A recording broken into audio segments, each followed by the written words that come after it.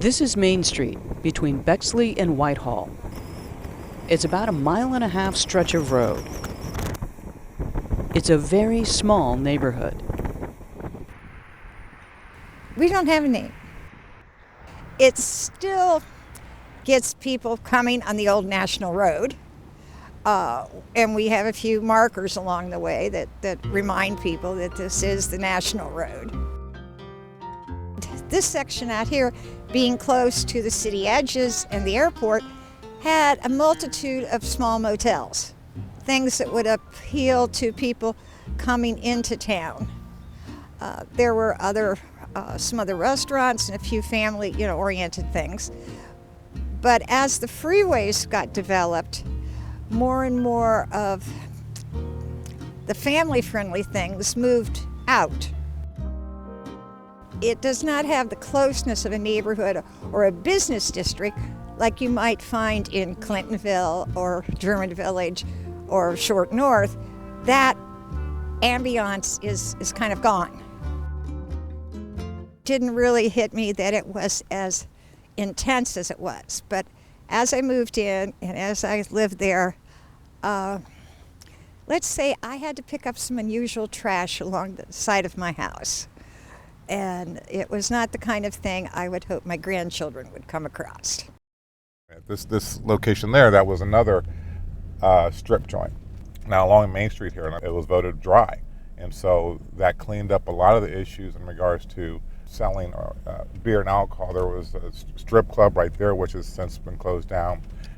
So then when we have this issue at the Motel 1, where there was drugs, where there has been homicides, where there's been prostitution, all gathering at this one location. Nobody wanted to invest any money because it was such an eyesore and such a center of crime. We then said, okay, well, let's work together with the city, with the county, with the fire marshal, everything that we can do. Make sure that people call. When they see a prostitute going in there, this, that, and the other, make sure you call the police so that we build a paper trail. That's what the motel was eventually declared, was a nuisance property.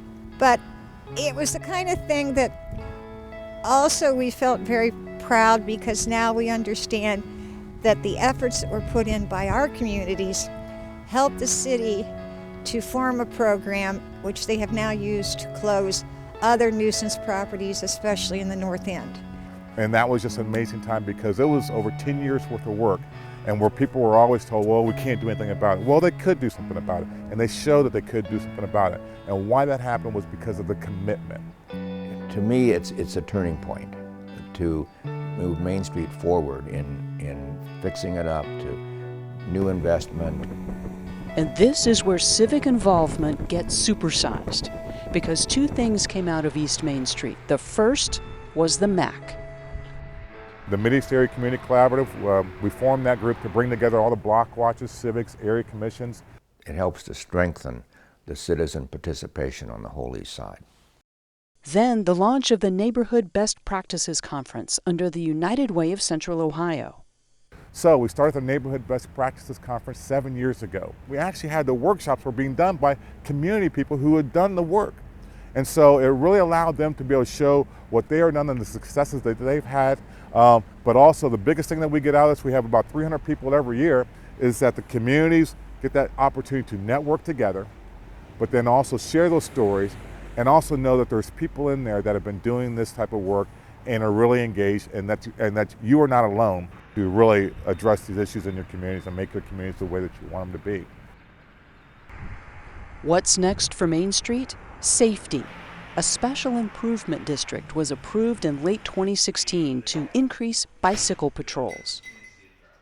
Special Improvement District is a creation of the property owners in a defined business district in which the property owners agree to pay an additional tax in order to improve safety through bicycle patrols. We did a survey of property owners, business owners along the street, and one of the main concerns was safety, was the petty crime that goes on, the prostitution, the petty theft.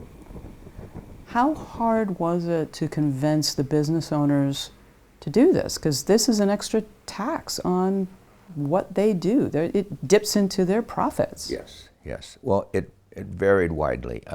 We've been working on it for a couple of years, so it took some time. But some of them just right away. This is a great idea. So I don't mind paying that little extra money. That's just fine. It bears noting that launching a special improvement district is a collaborative effort between a lot of people and a lot of organizations.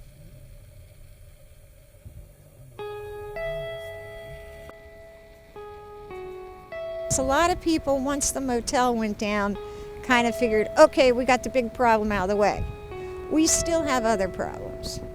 We still have drugs in the neighborhood. You can't just think short term, you have to think long term. You've got great people in these communities really working hard, spending their own time. And that's what makes a difference. And that's what sometimes people don't see. So your advice is organize, never give up. Never give up. And if you can't do it on your own or you need some extra help, go to your neighborhood communities. Get involved. Never turn down a chance to make where you live a better place.